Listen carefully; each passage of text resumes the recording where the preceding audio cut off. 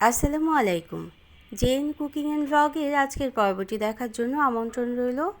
আশা করছি কাছে দূরে সবাই অনেক বেশি ভালো আছেন। তো চলে এলাম আজকে আরেকটি স্ন্যাক্স রেসিপি নিয়ে। চালের গুঁড়ো দিয়ে স্ন্যাক্সটা তৈরি করব। খুব মুচমুচে আর ভিতরটা হবে নরম। মাত্র কয়েক টুকরো মাংস দিয়েই স্ন্যাক্সটা তৈরি করে নেওয়া যাবে। তো আমার রেসিপিগুলি ভালো লাগলে চ্যানেলটাকে সাবস্ক্রাইব করে সাথে থাকতে পারেন। কয়েক টুকরো চিকেনের পিস নিয়ে নিলাম। তো সাথে কিছু মশলা নিয়ে নিচ্ছি। 1 চা চামচ করে জিরে গুঁড়ো, 1 চা চামচ ধনে গুঁড়ো এবং 1 চা চামচ চিলি ফ্লেক্স বা শুকনো মরিচের ভাজা গুঁড়োটা দিয়ে দিলাম। আর গরম মশলা গুঁড়ো দিয়েছি আধা চা চামচ। 1 চা চামচ পরিমাণ সয়া সস দিয়েছি। লবণ দিলাম পরিমাণ মতো, যেহেতু সয়া সসটা দিয়েছি লবণটা একটু কম দিতে হবে। 1 কাপ পরিমাণ পানি দিয়ে মাংসটা আমি রান্না করে নেব বা সিদ্ধ করে নেব। 8 থেকে 10 মিনিট সময় লাগবে। চিকেন রান্না করতে কিন্তু খুব বেশি সময় লাগে না। চুলার আঁচটা মিডিয়াম রেখে আমি কিন্তু চিকেনটাকে রান্না করে নিচ্ছি। এভাবে করে ভালোভাবে যেন কুক হয়ে যায় সেটা কিন্তু খেয়াল রাখতে হবে। তারপর পানিটা যখন শুকিয়ে যাবে তখনই কিন্তু আমরা নামিয়ে নেব। আর সাথে আমি কিছু আলু সিদ্ধ করে নেব। ছোট সাইজের প্রায় 8-10টা আলু আমি সিদ্ধ করে ম্যাশড করে নিয়েছি। তো চিকেনের পিসগুলো আমরা সিদ্ধ করে উঠিয়ে রাখলাম। যে মশলাটা ছিল সেই মশলার মধ্যেই আমরা ম্যাশড করা আলুটা দিয়ে দেব।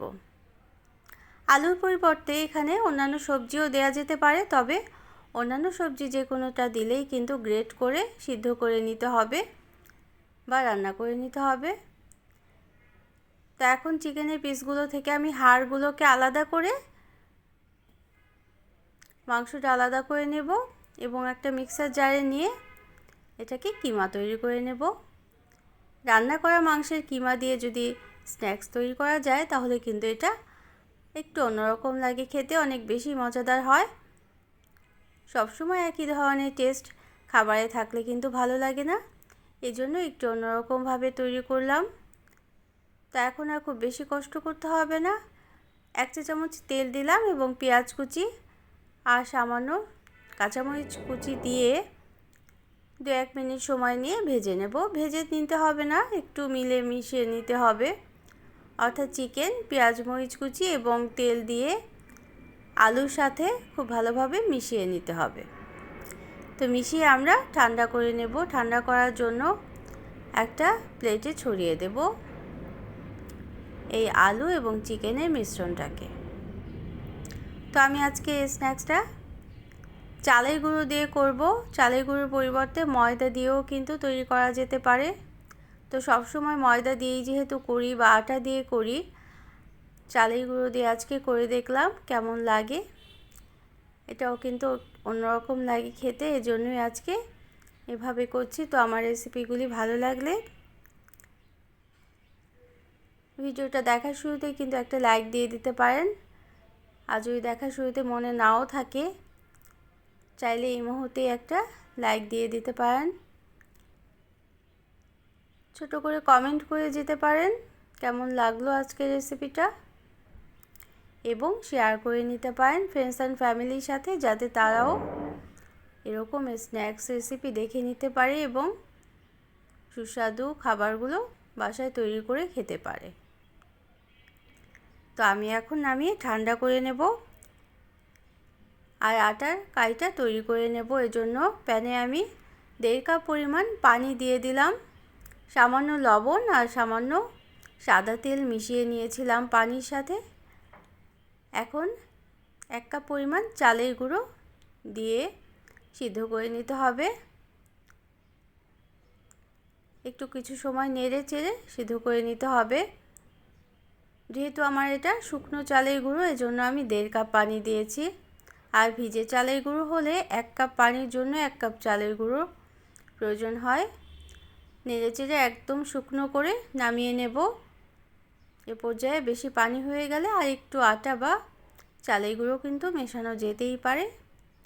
ভালোভাবে আটাটা সিদ্ধ করে আমরা নামিয়ে নিলাম। পুরের জন্য আলু আর চিকেনটাও আমরা ঠান্ডা করে নিয়েছি একটা প্লেটে। তো এভাবে ময়ান দিয়ে আমি ডো তৈরি করে নিলাম এবং ছোট ছোট অংশে ভাগ করে নেব, তারপর ছোট ছোট রুটি আকারে তৈরি করে নেব। ছোট ছোট করে রুটি তৈরি করে পুরটা আমরা ভিতরে ভরে নেব। তো যারা প্রথম ভিজিট করছেন আজকে আমার চ্যানেলটিকে, তারা চাইলে চ্যানেলটিকে সাবস্ক্রাইব করে বেল বাটনটা প্রেস করে অল অপশনটা সিলেক্ট করে সাথে থেকে যেতে পারেন নিত্য নতুন এরকম রেসিপি পাওয়ার জন্য। বেল বাটনটা প্রেস করলে নোটিফিকেশনটা পেয়ে পরবর্তী রেসিপিগুলো দেখে নিতে পারবেন। তো আমার আজকের স্ন্যাক্সটা কেমন হচ্ছে তা দেখেই বুঝে যেতে পারেন। খুবই সহজ, যেভাবে করে আমরা পিঠাটা বানাই, ঝাল মাংসের পিঠা বানাই যেভাবে, ঠিক সেভাবেই করে নিয়েছি। তবে এটাকে আরও মুচমুচে করার জন্য একটা ব্যাটার তৈরি করে ব্যাটারে চুবিয়ে আমরা এটা ভেজে নেব, অল্প তেলে ভেজে নেব।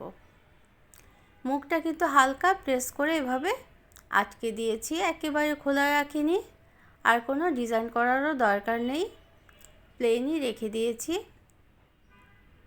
তো এভাবে সবগুলো আমি তৈরি করে নিয়েছি, আর কিছু ফ্রোজেন করে রেখেছি।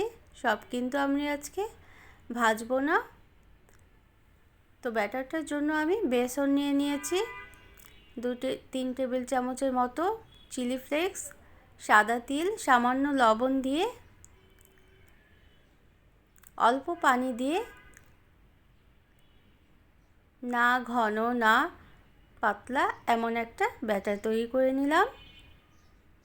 তারপরে স্ন্যাক্সগুলোকে ব্যাটারে চুবিয়ে অল্প তেলেই কিন্তু আমরা ভেজে নেব। আপনারা চাইলে ডুবো তেলেও ভেজে নিতে পারেন, তবে ডুবো তেলে ভাজলে এই স্ন্যাক্সের মুখের দিকটা আরও ভালোভাবে আটকে দিতে হবে। তো বিকেলের নাস্তায় চায়ের সাথে কার কার এমন স্ন্যাক্স রেসিপি পছন্দ করেন অবশ্যই কমেন্ট করে জানাতে পারেন। যারা এতক্ষণ সাথে থাকলেন, সময় দিলেন, তাদের জন্য রইল অসংখ্য অসংখ্য ধন্যবাদ। অন্য কোনো দিনে অন্য কোনো রেসিপি নিয়ে আসবো, সেই দোয়া রাখবেন। তো আজকের মতো এ পর্যন্ত। Thanks for watching. আল্লাহ হাফেজ। আসসালামু আলাইকুম।